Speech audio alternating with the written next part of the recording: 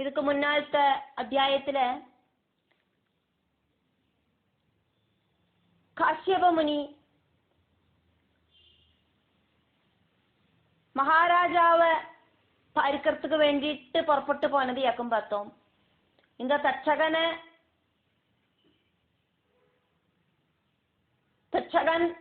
மகாராஜாவை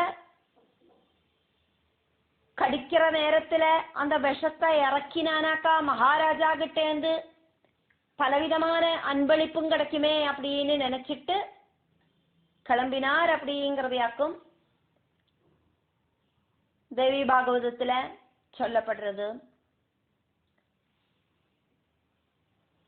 அதனால தன்னோட ஞான திருஷ்டியால அவரு பார்த்தார், இத தெரிஞ்சின்றார்.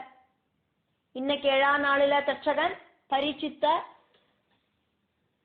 முனிஷாபத்தால கடிக்கும், நம்ம போய் அந்த விஷத்தை இறக்கி ராஜாவை உயிரூட்டலாம் அப்படின்னு.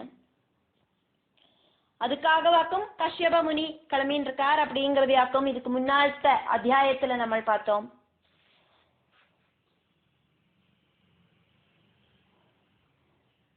பக்த உத்தமனான பரீட்சித்த கஷ்யபனோடு புத்திரனான தட்சகன்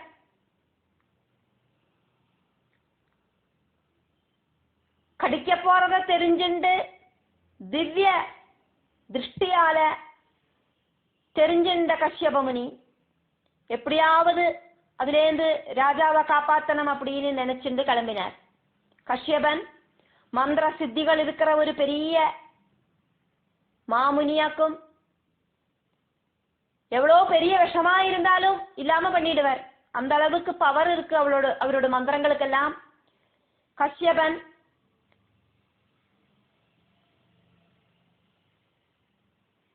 ராஜாவை காப்பாத்துறதுக்காயிட்டு கிளம்புறதையாக்கும் நம்ம பார்த்தோம். அப்பாவான கஷ்யபன் ராஜாவை காப்பாத்த போறார் அப்படின்னு தெரிஞ்சுண்டு தட்சகன் துஷ்ட நோக்கத்தோடு கூடிட்டு அதை தடையணும் அப்படின்னு நினைச்சுண்டு விருத்த பிராமண வேஷம் போட்டுண்டு கஷ்யபனோட முன்னால போய் நின்று அந்த கஷ்யபன் வர வழியில போய் நின்று கஷ்யபன் வரத எதிர்நோக்கி நின்ன. மகர்ஷி பக்கத்துல வந்தோடனே பிராமண வேஷம் போட்டுண்டு நிக்கிற புத்திரனான தட்சகன் இப்படி கேட்கிறார், பாக்கிறதுக்கு முனி மாதிரி இருக்கேளே, எங்க போயிட்டு இருக்க? கஷ்யபன் பதில் சொல்றார், சிருங்கியோடு சாபத்தால புண்ணியவானான பரீட்சித்த துஷ்டனான என்னோடு புத்திரன் தட்சகன் கடிச்சு கொல்ல போறான் இன்னும் 7 நாள்ல, அது நான் தெரிஞ்சுட்டேன். அப்படி தட்சகன் வந்து கடிச்சானாக்கா அந்த விஷத்தை இறக்கிறதுக்கான மந்திரம் எங்கிட்ட இருக்கு. தர்மநீதி அனுசரிச்சு பிரஜா பரிபாலனம் செய்யற அந்த தர்மிஷ்டவானான அந்த ராஜாவோடு உயிரை காப்பாத்தினானாக்கா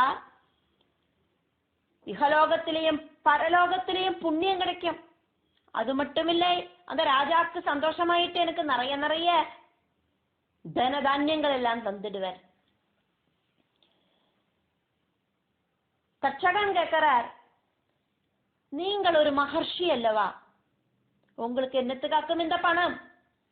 பணம் வேண்டா, சொகுசு வேண்டா, எல்லாம் நினைச்சிட்டு அல்லவா சன்னியாசி ஆயிருக்கிறது. அப்படியாக்குமானா இந்த பணத்து மேல உங்களுக்கு என்னத்துக்கு ஒரு ஆசை வரணும்? கஷ்யபன் அதுக்கான பதில் சொல்றார், மகர்ஷிக்கு தனம் வேண்டா அப்படிங்கிறது சரிதான். ஆனா அவருக்கு கிடைக்கிற அந்த தனத்தால அவரு நிறைய இல்லாம இருக்கிறவாளுக்கெல்லாம் கொடுத்து ஹெல்ப் பண்ணுவார். அதுக்காயிட்டு அந்த பணத்தை யூஸ் பண்றார். ஆசிரமத்துல வரவாளுக்கெல்லாம் சாப்பாடு கொடுக்கறதுக்கு மகர்ஷி கிட்ட என்ன வாக்கும் பணம்? மகர்ஷி வேலைக்கு போறதில்லை, இப்ப காசுக்கு என்ன பண்றது? வரவாளுக்கு சாப்பாடு போடண்டாமா? யாராவது தந்தாதானே சாப்பாடு போட பറ്റുம், அதுக்கு பணம் வேணும். குருகுலவாசம் செய்யற சிஷ்யர்களுக்கு சாப்பாடு கொடுக்கறதுக்கு குருவுக்கு கையில பைசா வேண்டாமா? ஹோம யாகங்கள் எல்லாம் நடத்தணுமானா அதுக்கு பணம் வேண்டாமா? தட்சகனோடு விஷத்தை இறக்கிறதுக்கு உங்களுக்கு சாதிக்காது அப்படின்னு பிராமணன் வாதிக்கிறார். ஹாலாஹலம் அப்படிங்கிற விஷத்தை கொடியும் என்னால இறக்க முடியும் அப்படின்னு கஷ்யபன் சொல்றார். தட்சகன் உடனடியாயிட்டு தன்னுடைய ரூபத்தை பிராபிக்கிறார். அப்பா, இது நானாக்கும் தட்சகன், என்னோட விஷசக்தி என்னவாக்கும் அப்படின்னு நான் இப்ப காட்டி தரேன் அப்படின்னு சொல்லி கொஞ்சம் கூட தயங்காதக்கு ஒரு வடவிருட்சத்தோடு வேரில நன்னா ஆழ்ந்து கடிச்சான். திடீர்னு அந்த பேரால் விஷஜுவாலையால கத்தி எரிஞ்சு சாம்பல் ஆகி போச்சு. அதை பார்த்த கஷ்யபன் நின்ன நிற்பல கொஞ்ச நேரம் ஜெபிச்சு அந்த விருட்சத்தை இதுக்கு முன்னால இருந்ததை விட அழகான தளிர் இலைகளோடு கூடிட்டு தழைச்சு வளர்றதா மாதிரி காட்டிட்டார். தட்சகன் அப்பாவை தொழுதுண்டு சொல்றார், நீங்கள் கண்டிப்பா பரீட்சித்த காப்பாத்திடுவேள் அப்படிங்கிறது எனக்கு இப்போ தெரிஞ்சுடுத்து. உங்க அளவுக்கு பவர் ஒன்றும் எனக்கு இல்லை. அதனால அப்பா இந்த விஷயத்துல தலையிடப்படாது. பரீட்சித்துக்கு சர்ப்பதம்சம் எடுக்கணும் அப்படிங்கிறது சுருங்கியோட சாபம் மட்டும் இல்லை, பிரம்ம விதியும் கூடியாக்கும். விதியை தடுக்கிறதுக்கு நம்மளுக்கு சாத்தியம் இல்லை.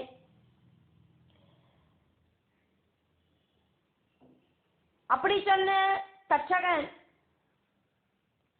தட்சகனோட கையில இருக்கிற நிறைய ரத்னங்களும் ஜனங்களும் எல்லாம் அப்பாவுக்கு கொடுத்து சந்தோஷப்படுத்தினார். உங்களுக்கு அந்த குருகுலத்தை காப்பாத்தணும், ஆசிரமத்துக்கு வளர்ச்சி வேணும், இதுக்கெல்லாம் பணம் தானே வேணும், பணத்தை நான் தந்துடுறேனே அப்படின்னு சொல்லிட்டு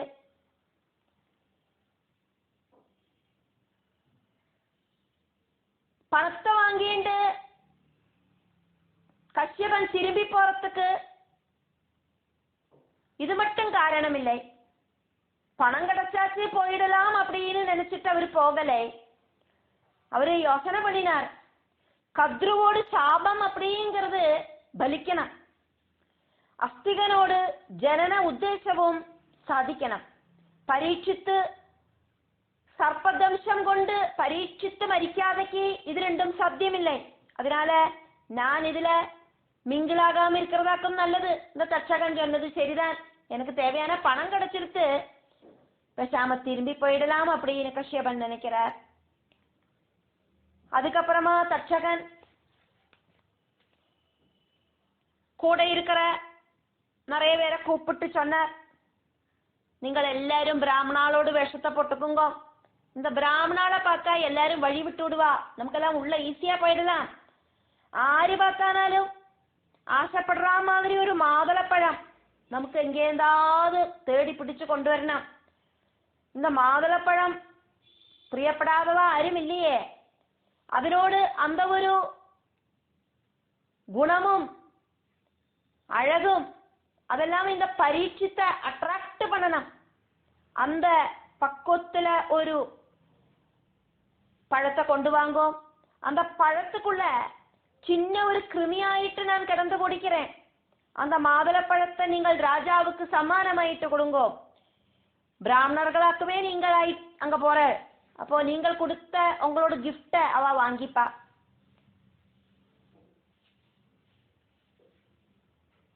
அப்படி சொன்னதுக்கு அப்புறமா அழகான ஒரு மாதுளப்பழத்தை அவ ரெடி பண்ணினா.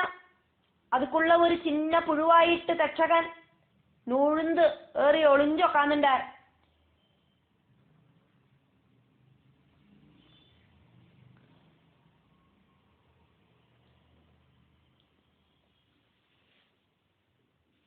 എന്നിട്ട് கூட இருக்கிற தம்பிகள் கிட்ட எல்லாம் சொன்னார், எல்லாருமே பிராமண வேஷத்திலேயே என் கூட வந்துடுங்க. എന്നിട്ട് எல்லாருமா போயிட்டு அந்த மாதுளப்பழத்தை ராஜாவோடு முன்னால காணிக்கையாயிட்டு காഴ്ച வச்சா. அந்த டைம்ல பரீட்சித்து கையில பவித்திரத்தை தரிச்சுண்டு சாப்பாடு தண்ணி எல்லாத்தையும் உபேட்சிச்சு വ്രത അനുഷ്ഠാനത്തോട് കൂടിയിട്ട് വടക്കപ്പാത്ത് ഉക്കാന്നുണ്ട്. വടക്കപ്പാത്ത് ഉക്കാந்துக்கிறது எதுக்கு அப்படின்னா ஞானத்துக்காயிட்டு, அறிவுக்காயிட்டு, ஞான லப்திக்காயிட்டு தர்ப விரிச்சார். அது மேல கைய கூப்பி தொழுது உட்காந்துண்டு இருக்கிற அவரோட முன்னாலேயாக்கும் இந்த மாதுளப்பழத்தை கொண்டு போய் வச்சது. அனவதி சொர்ண தீபங்கள் அவருக்கு முன்னாலே இப்படி எரிஞ்சுட்டு இருக்கு. ஹோம தூபங்களோட பரிமளம் எல்லா இடத்துலயும் வீசுறது. பத்ரபீடத்துல உட்காந்துட்டு ஸ்ரீசுக பிரம்மர்ஷி பாகவதத்தை பரீட்சித்துக்கு சொல்லிட்டு இருக்கிறதையும் இங்க பார்க்க முடியும். நம்ம ஸ்லோகமைசா பார்த்துட்டு இருக்கோம். அதனால இங்க ஷார்ட் ஆயிட்டு இத ஒட்டுக்க ஒண்ணு சொல்றேன் அவ்வளவுதான். இது ஆர்டர்லி அப்பப்ப அங்கங்க வரும்.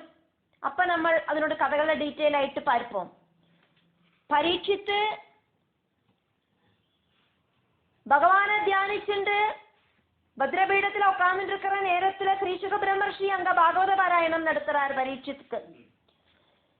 வியாசபுத்திரனான ஸ்ரீசுக பிரம்மர்ஷி அங்க வந்திருந்தார். நித்திய பிரம்மச்சாரியா இருக்கிற வியாசன் அக்னி உண்டாக்குறதுக்கு ஆயிட்டு அரணித்தடி கஷ்ணங்களை எடுத்து மதிச்சுட்டு இருக்கிறத. அரணி அப்படின்னு விறகு கட்டை, 2 விறகு கட்டைகளை தம்மில ஒரசர்த்தியாக்குமே அக்னி வருது. 2 கல்லுகள் தம்மில ஒரசர்த்தியாக்குமே அக்னி வருது. ഇന്നത്തെ കാലത്തിലെ മാതിരി നെരുപ്പ് മാച്ച് ബോക്സ് ഒന്നും ഇല്ല. അപ്പൊ നെരുപ്പുണ്ടാക്കണമെന്നാ 2 കല്ലുകളെ തമ്മിൽ ഒരസണം, அப்படி இல்லைன்னா 2 மரங்களை தம்மில ஒரசனம். மூங்கில் காடுகளில் எல்லாம் அக்னி உண்டாகிறது எப்படி அப்படின்னா, மூங்கில்கள், காஞ்ச மூங்கில்கள் ரொம்ப ஃபோர்ஸ் ஆயிட்டு ஆடி பரஸ்பரம் உரசி அதுலேருந்து அக்னி உண்டாயி நெருப்பு பத்திக்கிறது. அதே மாதிரி அரணி கஷ்ணங்களை எடுத்து வச்சு யாகத்துக்காயிட்டு அக்னி உண்டாக்குற அவசரத்துல கிருதாஜி அப்படிங்கிற அழகான அப்சர ஸ்திரீ வியாசமுனியோடு முன்னால வந்து நின்னா. கண்ட்ரோலே கிடைக்கல வியாசமுனிக்கு. இப்படி ஒரு அழகா அப்படின்னு நினைக்கிறதுக்குள்ள அவரோட சுக்லாம் வீரியம் அப்படிங்கிறது பூமியில பதிச்சுது, அந்த அரணை கூட்டத்துல பதிச்சுது. உடனடியா அதிலேருந்து ஜெனிச்ச திவ்யனான புத்திரனாக்கும் ஸ்ரீசுகன் வேதங்களும் இதிகாசங்களும் சாஸ்திரங்களும் புராணங்களும் வியாசன் அதாவது பாதராயணன் புத்திரனை படிப்பிச்சிருந்தார். அந்த ஸ்ரீசுக பிரம்மர்ஷியாக்கும் அந்த புண்ணிய சதசுல பரீட்சித்துக்கு கதை சொல்லறதுக்கு உட்கார்ந்துட்டு இருந்தார். அர்க்கிய பாத்தியாதிகளால பக்தி பூர்வம் ஸ்ரீசுகனை வரவழைச்சு உட்கார வச்சு பவ்யமா உட்கார்ந்து சப்தாக கதையை கேட்டு இருக்கார் பரீட்சித்து.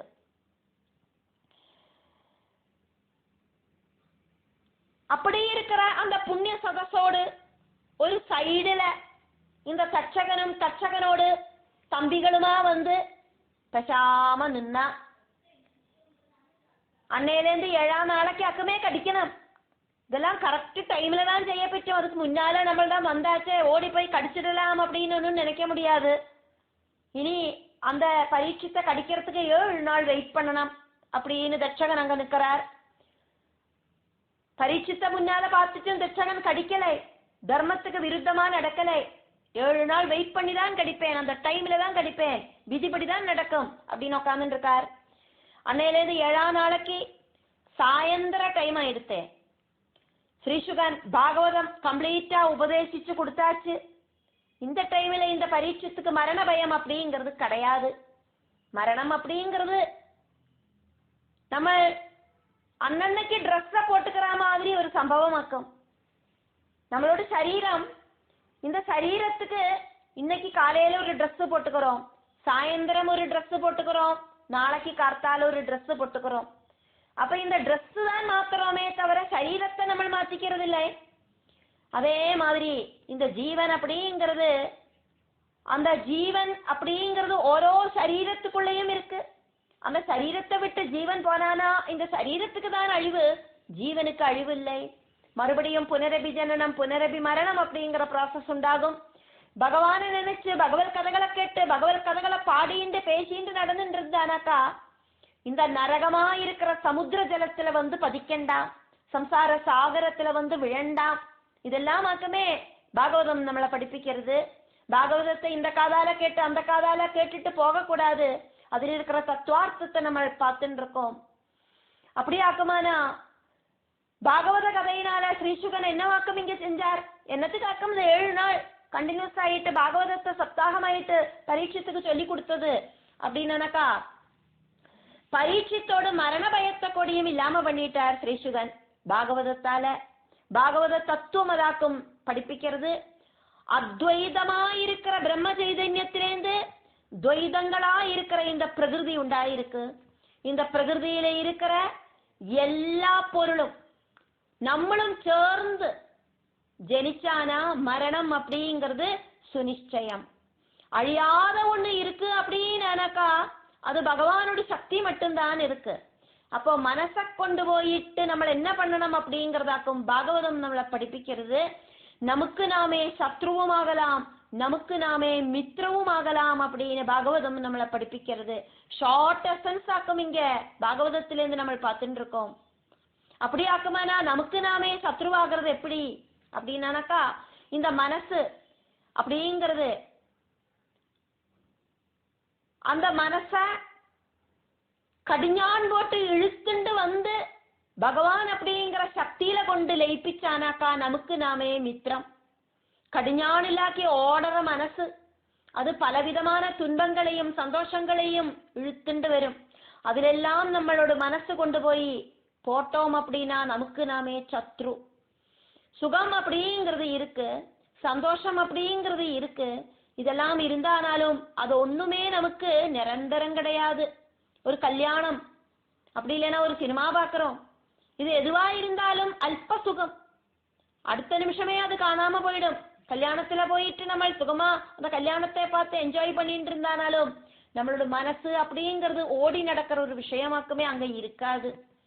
கோவில்ல போய் ஸ்ரீகோவிலுக்கு முன்னால நின்று பிரார்த்தனை பண்ணிட்டு இருந்தானாலும் இந்த மனசு அப்படிங்கிறது அங்க நிக்காது. அது எத்தனையோ கடல் தாண்டி போயிட்டு இருக்கிற விஷயங்களையெல்லாம் நினைச்சு பகவானோட முன்னால பகவானை நினைக்க விடாம பண்ணிடும்.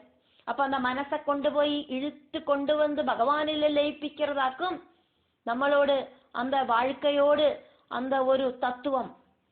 அதுக்கு வேண்டிட்டாக்கும் நம்ம பாகவத கதைகளை கேட்கிறோம், பாகவத பாராயணம் பண்றோம், விஷ்ணு சஹஸ்ரநாமம் படிக்கிறோம், நாராயணா நாராயணா சொல்றோம். இதெல்லாம் என்னத்துக்கு அப்படின்னாக்கா, ஜீவிதம் அப்படிங்கிறது கொஞ்சோண்டு தான் இருக்கு. நம்ம பிரம்மாவோடு காலையளவெல்லாம் நம்ம பார்த்திருப்போம். எத்தனையாக்கும் பிரம்மாவோடு காலையளவு அப்படிங்கிற அந்த காலை அளவுகள் எல்லாம் பார்த்தோம். அப்ப அப்படி இருக்கிறத இந்த ஜீவிதம் அப்படிங்கிறது மனுஷாளுக்கு சொல்லி இருக்கிறது மொத்தம் பரமாவதி ஆயுள் அப்படிங்கிறது ஒரு 200 வயசுக்குள்ளதான். நம்ம எதுக்கு குறைக்கணும், 200 வயசுன்னே போட்டுக்கலாம். அப்ப அப்படி இருக்கிறத அந்த துச்சமான வாழ்க்கைக்குள்ள கொஞ்சம் வருஷங்கள் பால்யமாய் போயிடுத்து, சின்னஞ்சிறு குழந்தைகளாயிட்டு மூத்திரத்திலையும் அதே மாதிரி எந்திரிது நடக்க முடியாதையும் எல்லாம் கொஞ்ச நாள் போயிடுத்து. ஓடிச்சாடுற வயசு, அதுக்கப்புறம் கௌமார வயசு, யௌவன வயசு, அதுக்கப்புறமா மத்திய வயசு, பலவித ப்ராப்ளங்களாக்கும் நம்மளை பகவானை கூப்பிடுறதுக்கு தூண்டுறது. ஜூஸ் அடிச்சுடுவார் பகவான் நம்மளை, சாத்துக்கொடிய ஜூஸ் பிடிக்கிற மாதிரி. அப்படி நீ எல்லாருக்கும் வேற சரணம் இல்லையே பகவானே அப்படின்னு மனசுருகி பகவான் கிட்ட போறதுதான் நமக்கு பகவானை கூப்பிடணும் அப்படிங்கிற ஒரு எஃபர்ட் வரும். அப்பதான் நம்ம பகவானை தெரிஞ்சுக்கணும் அப்படின்னு நினைப்போம். அதுக்குள்ள நம்மளோட நிறைய பிராயங்கள் இப்படி கடந்து போயிருக்கும். இத்தனை காலம் நம்ம பகவானை கூப்பிடாதக்கு நம்மளோட வாழ்க்கையை நம்ம வேஸ்ட் பண்ணிட்டோமே அப்படிங்கிற பச்சாத்தாபம் உண்டாகிறது. அதுக்கப்புறமா பகவானை கூப்பிடுறோம், கூப்பிட்டு டெய்லி இப்படி கூப்பிட ஆரம்பிச்சா என்ன ஆகும்? அப்பான்னு நினைக்கிறதுக்குள்ள அப்பாவோட உருவம் நம்மளோட கண்ணுக்குள்ள வருது, அம்மா நினைக்கிறதுக்குள்ள அம்மாவோட உருவம் கண்ணுக்குள்ள வருது.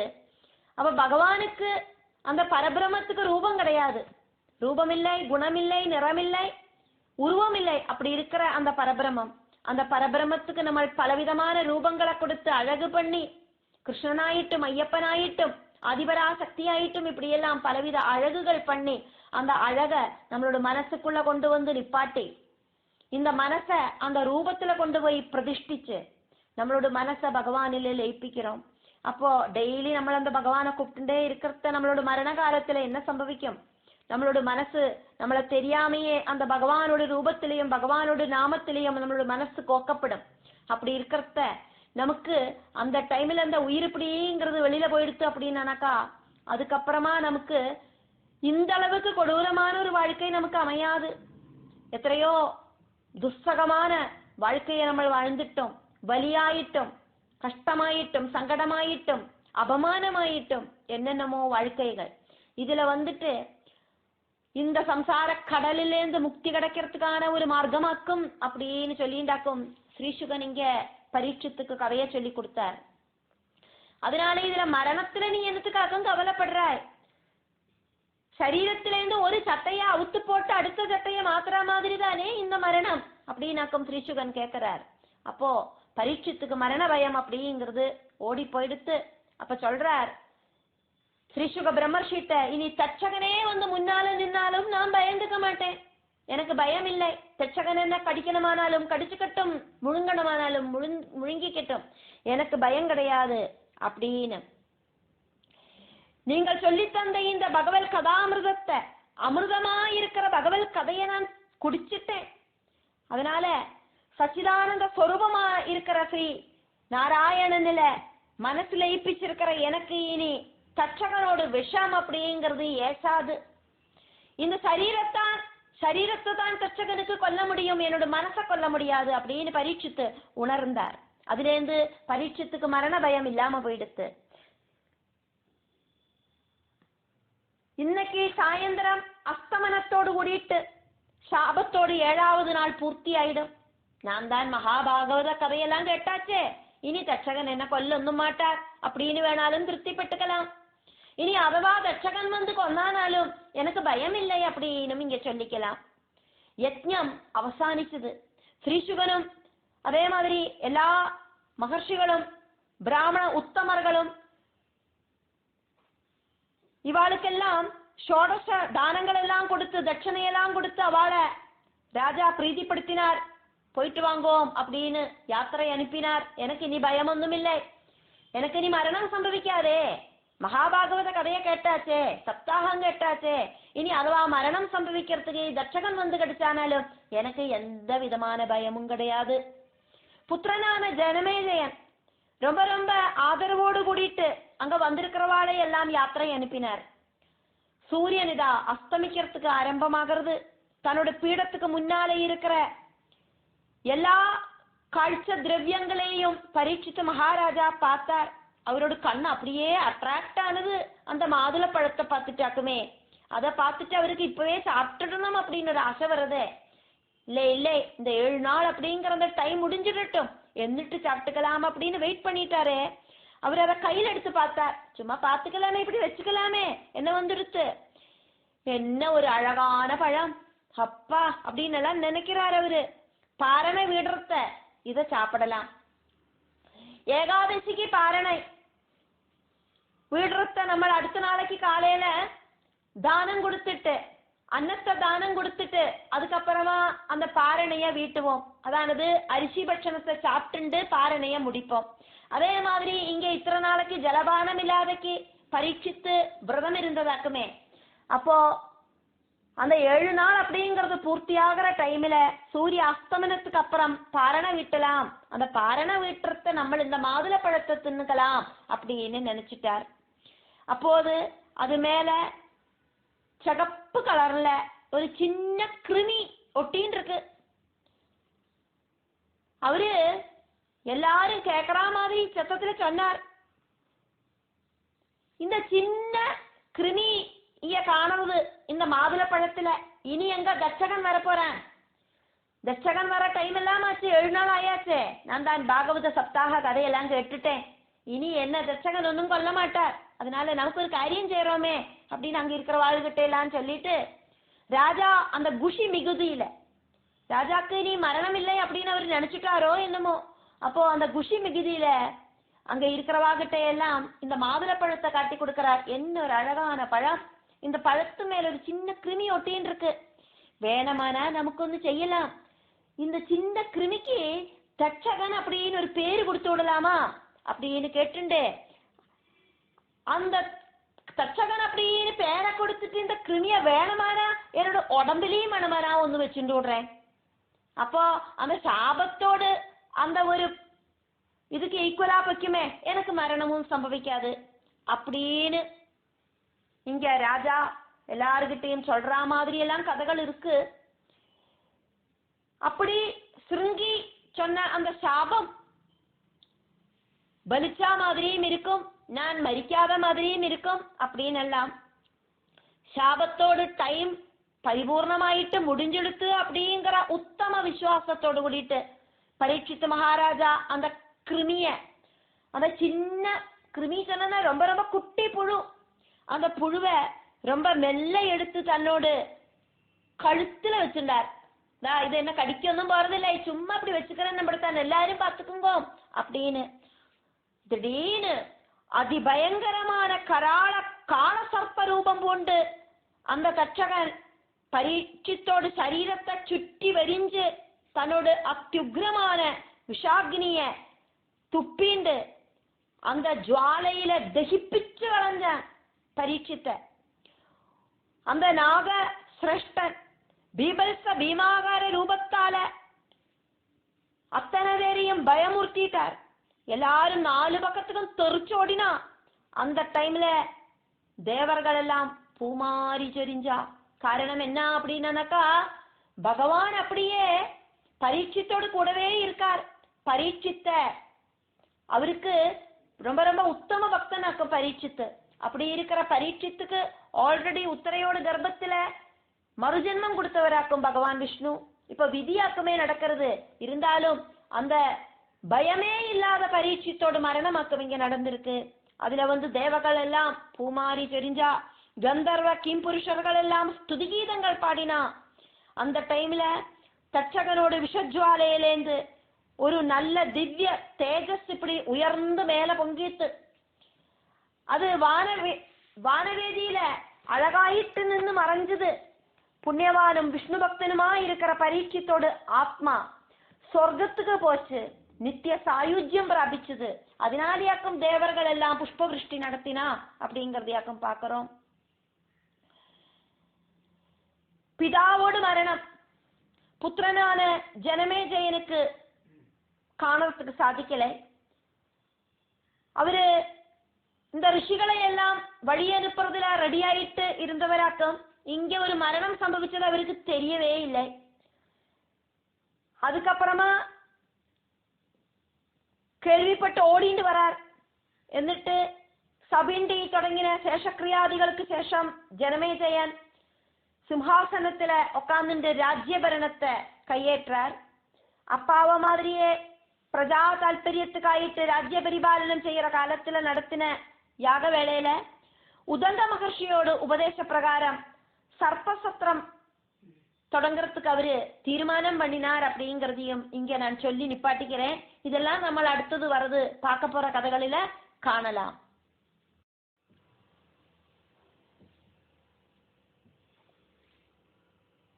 ஸ்ரீமத்தேவி பாகவதம் 2ய ஸ்கந்தம் 10வது அத்தியாயம். தட்சகனும் பிராமணனும் தமிழ இருக்கிற பேச்சுவார்த்தையாக்கும் இதுல சொல்லப்படுறது. சூதனாக்கும் வர்ணனை பண்றார் சௌனகாதிகளுக்கு. 1வது ஸ்லோகம். தஸ்மின்னேவ தினே நாம்னா தட்சகஸ்தம் நிருபோத்தமம் சப்தம் ஞாத்வா கிருஹாத்தோர்ணம் நிஸ்ருத புருஷோத்தமா. தஸ்மின் ஏவ தினே நாம்னா தட்சகஹ தம் நிருப உத்தமம் சப்தம் ஞாத்வா கிருஹாத் தூர்ணம் நிஸ்ருதஹா புருஷோத்தமாக. ஹே முனிசிரேஷ்டர்களே அப்படின்னு சூதன் சௌனகாதி முனிகளை கூப்பிட்டு சொல்றார். ராஜாவ பிராமணகுமாரன் சபிச்சதை தெரிஞ்ச அதே நாளைக்கே தட்சகன் அப்படின்னு பேர் இருக்கிற சர்ப்பம் தன்னோட இடத்துல இருந்து அதிசீக்கிரம் வெளியில கிளம்பித்து.